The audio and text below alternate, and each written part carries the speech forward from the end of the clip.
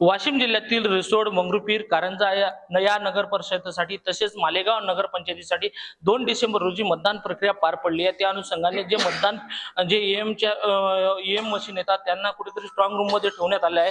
आपण बघू शकतो सध्याच्या परिस्थितीत रिसोड तहसील कार्यालयामध्ये या स्ट्रॉंग रूम मध्ये ह्या ईएम मशीन ठेवण्यात आल्या आहेत। त्या ठिकाणी मोठ्या प्रमाणात पोलीस बंदोबस्त ठेवण्यात आला आहे। 4 तुकड्यामध्ये हा पोलीस बंदोबस्त असून या ठिकाणी या स्ट्रॉंग मध्ये रूमच्या आजूबाजूला तसेच परिसरात कोणताही अनुचित प्रकार घडू नये म्हणून मोठ्या प्रमाणात पोलीस बंदोबस्त तसेच सीसीटीव्ही कॅमेऱ्याद्वारे याच्यावर नजर ठेवण्यात आली। आपण बघू शकतो सध्याची परिस्थिती जर सीसीटीव्ही जर बघितल्या तर 12च्या जवळपास सीसीटीव्ही कॅमेऱ्याच्या द्वारे याच्यावर नजर ठेवण्यात आहे। आपल्यासोबत या ठिकाणचे जे पोलीस निरीक्षक आहेत चव्हाण साहेब आहेत ते जाणून घेऊया नेमकं सर कशी ही बंदोबस्ताची व्यवस्था केलेली आहे।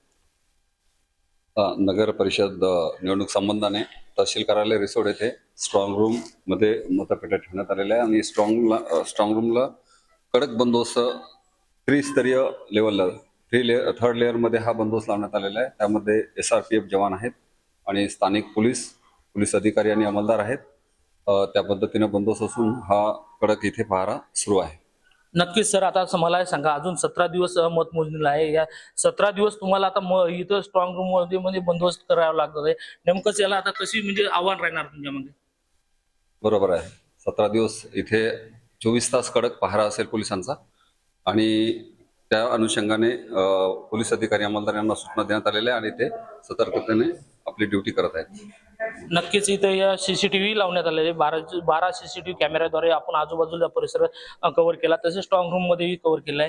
त्याच्यात नेमकंच आता ही जर 17 दिवसात आता मतमोजणी दिवशी हे जर तुमच्याकडे नेमकंच बंदोबस्ताची कशी प्रक्रिया राहणार आहे?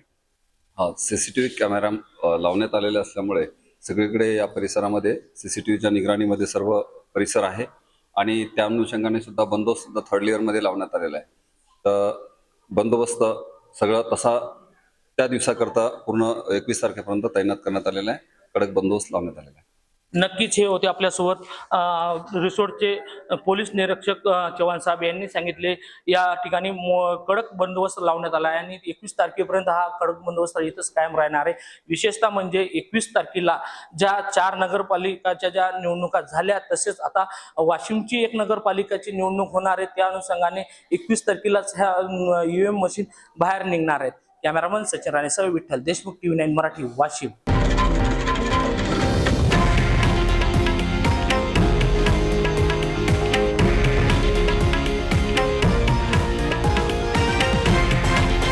हे आहे देशातील नंबर 1 न्यूज नेटवर्क आणि आपण पाहत आहात TV9 मराठी, एकमेव।